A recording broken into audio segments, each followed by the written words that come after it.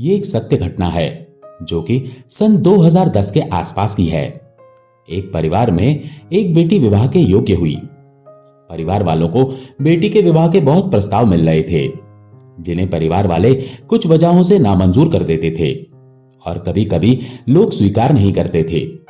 इस प्रकार धीरे धीरे समय व्यतीत होता रहा।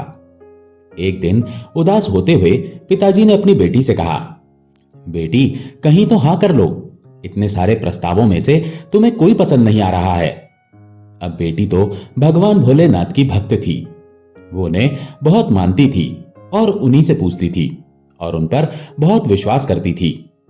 उसने सब कुछ भगवान पर ही छोड़ रखा था। बेटी ने कहा, पिताजी क्यों चिंता करते हो, भगवान भोलेनाथ बैठे हैं ना, वो जहां चाहेंगे वहां कर देंगे। बेटी का तो भगवान भोलेनाथ में अटूट विश्वास था कि सब कुछ वही संभालेंगे। बेटी की ऐसी बात सुनकर पिताजी कहने लगे, पर भगवान जी कब भला करेंगे तुम्हारा, कितना समय निकलता जा रहा है, तुम्हारी उम्र बड़ी और ज्यादा हो रही है। अब तो अपने परमात्मा से कहो कि तुम्हारा विवाह जल्दी से तय कर दें। तब बेटी हंसकर कहने लगी, अरे सब उनके हाथ में है, जिस दिन करना चाहेंगे उस दिन कर देंगे।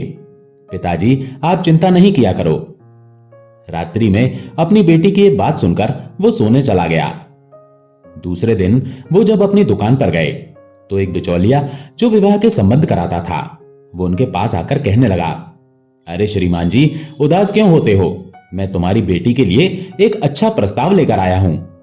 तुम्हारे पड़ोस में ही एक अच्छा और संपन्न परिवार रहता है, बढ़िया परिवार है, अच्छे लोग हैं, उनका लड़का भी बहुत सुंदर और सुशील है, उसके साथ तुम अपनी बेटी का विवाह कर सकते हो।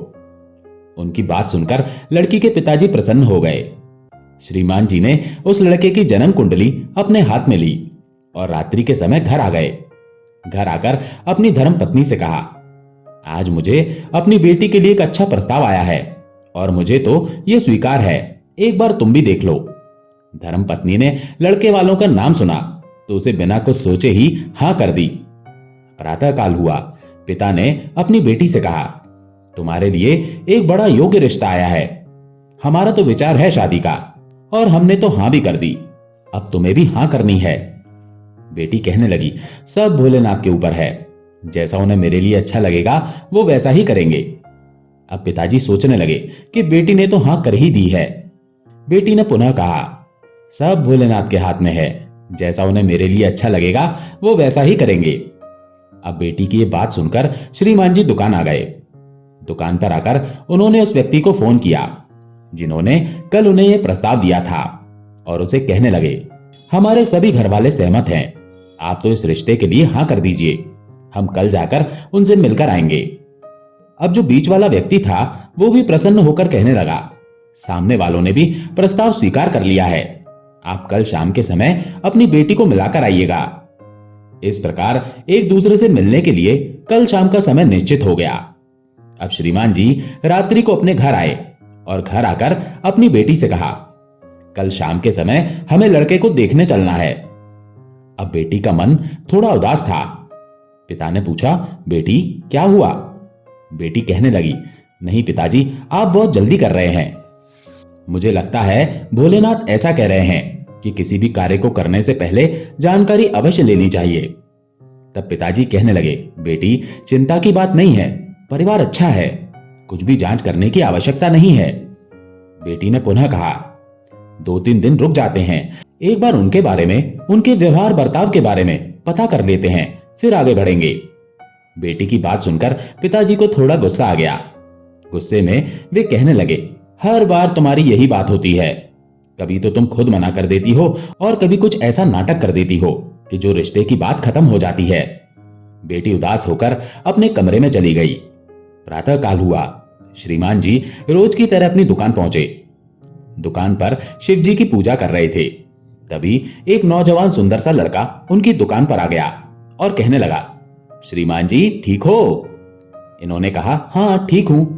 नौजवान बोला, श्रीमान जी मैंने सुना है कि आपकी बेटी के विवाह की तैयारी चल रही है, आज आप पड़ोस के लड़के को देखने जा रहे हैं। ऐसा सुनकर वो मन में विचार करने लगे कि ये बात तो मैंने किसी को कही नहीं, इसे कैसे पता चल गया।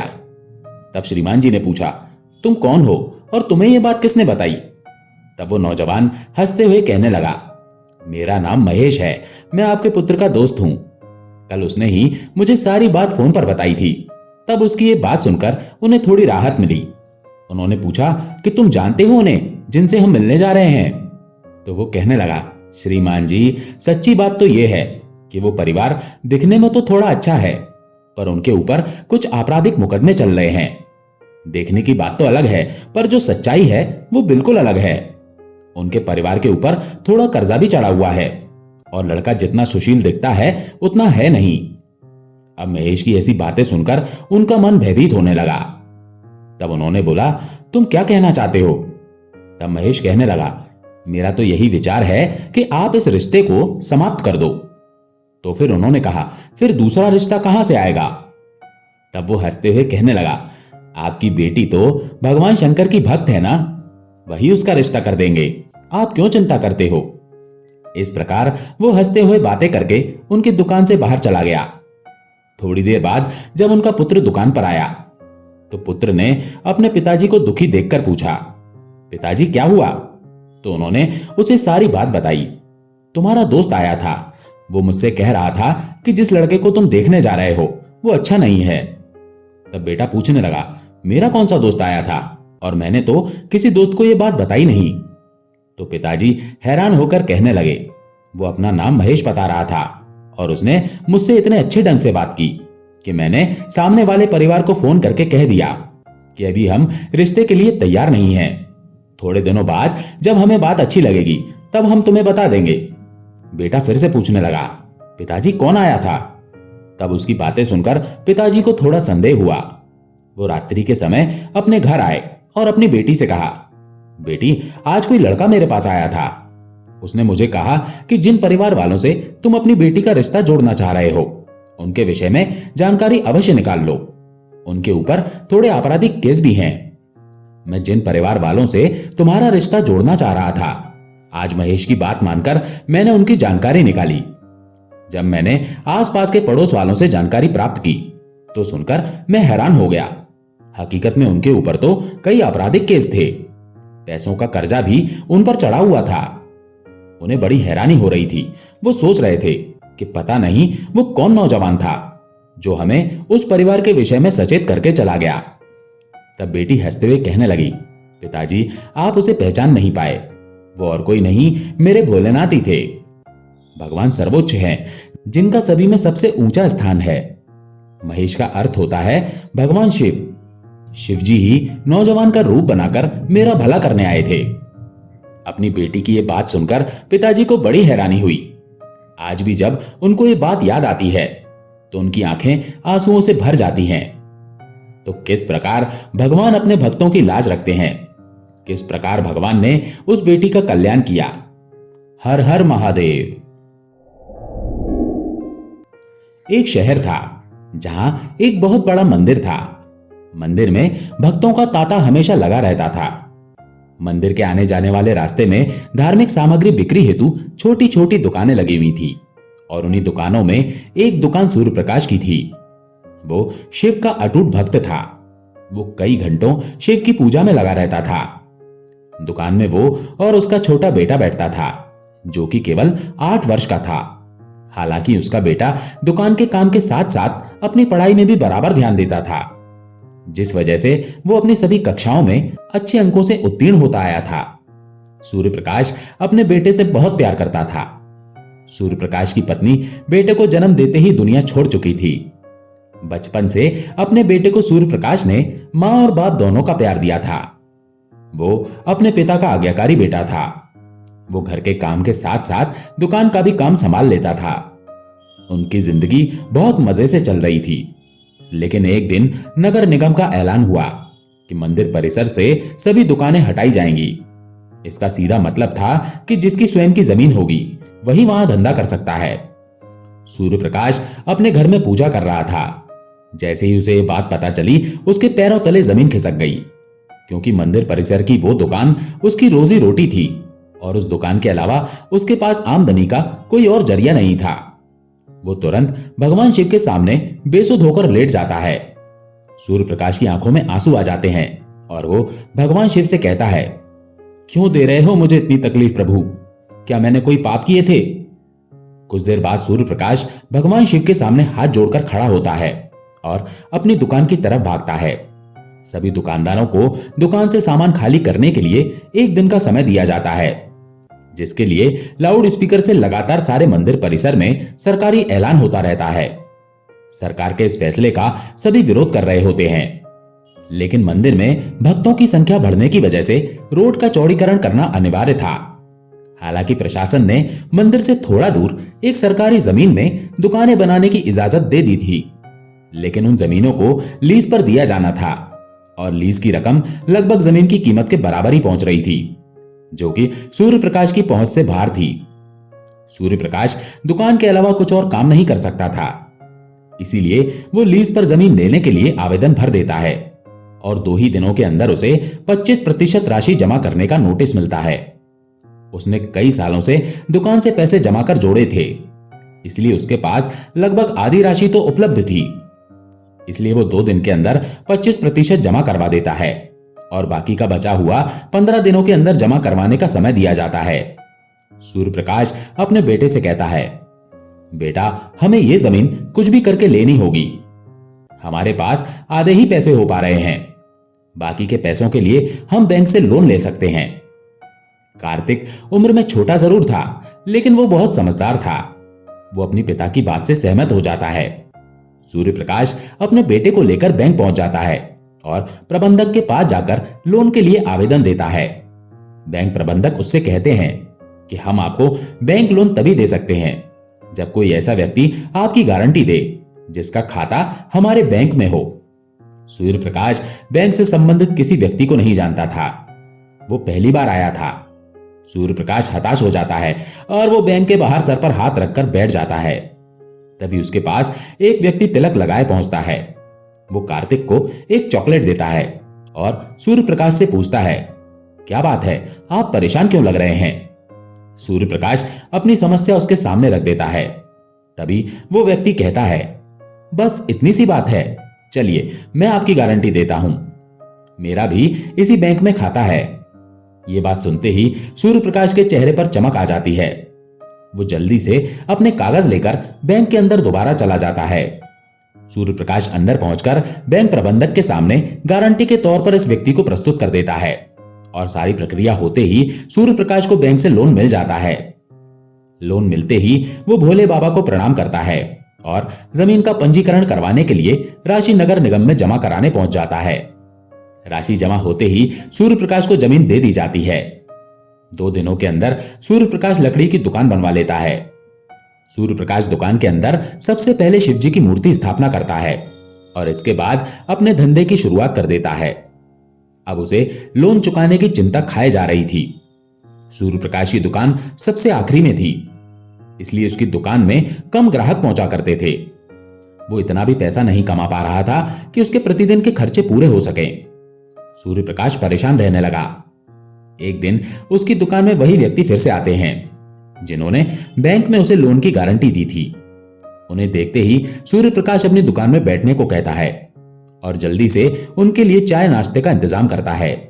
और जैसे ही वो व्यक्ति सूर्य प्रकाश से उसकी दुकान का हालचाल पूछते हैं तो वो अपना दुखड़ा रोने लगता है। वो व्यक्ति शिवजी की मूर्ति को नीचे रखे देख सूर्य प्रकाश से कहते हैं, तुमने भगवान शिव को ऐसे क्यों स्थापित किया है? उनके लिए एक छोटा सा मंदिर बना लो, तुम्हारा कल्याण हो जाएगा। और इतना कहकर वो वहां से चले जाते हैं। सूर्य प्रकाश उस व्यक्ति के जाते ही अपने काम में लग जाता है। 1-2 महीने के अंदर सूर्य प्रकाश की हालत बदतर होने लगती है। वो कर्ज में डूबता चला जाता है, लेकिन इसके बावजूद भी वो शिवजी की पूजा में उतना ही समय देता था जितना हमेशा से देता आया था। एक दिन वो थोड़ा जल्दी दुकान पहुंच जाता है और दुकान की साफ सफाई करने लगता है। सूर्य प्रकाश को अचानक उस व्यक्ति की बात याद आती है कि शिवजी के लिए एक छोटा सा मंदिर बना लो। तभी सूर्य प्रकाश कुछ मजदूरों को बुलाकर दुकान के कोने में छोटा सा मंदिर बनवाने के लिए गड्ढा खुदवाने लगता है, लेकिन बहुत प्रयास करने के बाद भी उस जगह पर गड्ढा नहीं हो रहा था। और जब मिट्टी हटाकर मजदूर देखते हैं तो वो दंग रह जाते हैं। उन्हें एक विशाल शिवलिंग का ऊपरी हिस्सा दिखाई दे रहा था और जैसे ही वो किनारे किनारे मिट्टी हटाते हुए गहराई तक जाते हैं तो सभी के पसीने छूट जाते हैं, क्योंकि ये कोई साधारण शिवलिंग नहीं था। इसका आकार बहुत विशाल था और इसका पत्थर फौलाद से भी मजबूत था। शिवलिंग निकलते ही दुकान के चारों तरफ हजारों लोगों की भीड़ जमा हो जाती है। दूर दूर से लोग वहां शिवलिंग देखने पहुंच जाते हैं। शिवजी की इतनी बड़ी मूर्ति जमीन के अंदर से निकलते ही खनिज विभाग के लोग उसे जब्त कर लेते हैं। शिवलिंग को मंदिर की संपत्ति मानकर मंदिर में स्थापित कर दिया जाता है, लेकिन मूर्ति निकलने की वजह से सूर्य प्रकाश की दुकान की कीमत आसमान छूने लगती है। सभी ग्राहक उसी की दुकान से सामान लेने के लिए लाइन लगाने लगते हैं। दरअसल लोग उस जमीन को शिव जन्मभूमि का अंश समझने लगे थे। शिव महिमा ने सूर्य प्रकाश का जीवन बदल दिया था। एक छोटे से गांव में रामू नाम का एक गरीब व्यक्ति रहता था। उसका जीवन कठिनाइयों से भरा हुआ था, लेकिन वो शिवजी का अनन्य भक्त था। वो प्रतिदिन गांव के शिव मंदिर में जाकर बेलपत्र और जल से शिवलिंग का अभिषेक करता था। ठंड के दिनों में भी उसकी भक्ति में कोई कमी नहीं थी। सर्दियों की एक रात गांव भर में भयंकर ठंड पड़ रही थी। रामू के पास पहनने के लिए गर्म कपड़े भी नहीं थे, लेकिन उसने ठान लिया कि वो अगले दिन भी भगवान शिव का अभिषेक करेगा। सुबह होते ही रामू ने ठंड की परवाह किए बिना पास की नदी से पानी भरा और शिवलिंग का अभिषेक करने मंदिर पहुंच गया। जब वो पूजा कर रहा था तो एक अमीर व्यक्ति वहां आया और रामू से बोला, इतनी ठंड में तुम ये सब क्यों कर रहे हो? इससे तुम्हें क्या मिलेगा? रामू मुस्कुराते हुए बोला, मैं शिवजी को कुछ देने नहीं, उनसे लेने आता हूं। मैं उनसे शक्ति, धैर्य और प्रेम का वरदान मांगता हूं। ठंड हो या गर्मी, मेरी भक्ति में बाधा नहीं आ सकती। उस अमीर व्यक्ति को रामू की श्रद्धा देखकर आश्चर्य हुआ। उसने रामू को गर्म कपड़े और खाने के लिए अनाज दिया। रामू ने इसे भगवान शिव का प्रसाद मानकर स्वीकार कर लिया और उस रात अमीर व्यक्ति को सपने में भगवान शिव ने दर्शन दिए और कहा, तुमने मेरे सच्चे भक्त की सहायता की है, मैं तुमसे प्रसन्न हूं। इसके बाद अमीर व्यक्ति ने रामू के जीवन को बेहतर बनाने के लिए उसकी हर संभव मदद की। सच्ची भक्ति में कोई भी बाधा महत्वपूर्ण नहीं होती। अगर हमारी श्रद्धा और विश्वास अडिग है तो भगवान स्वयं हमारी सहायता के लिए आते हैं या किसी को भी वो हमारी सहायता के लिए भेज सकते हैं। भोले बाबा ही सबको देने वाले हैं। दोस्तों, कहानी यदि पसंद आई हो तो कृपया वीडियो को एक लाइक करके कमेंट में हर हर महादेव अवश्य लिखें। चैनल पर अगर पहली बार आए हैं तो चैनल को सब्सक्राइब अवश्य करें। आपका बहुत बहुत धन्यवाद। हर हर महादेव।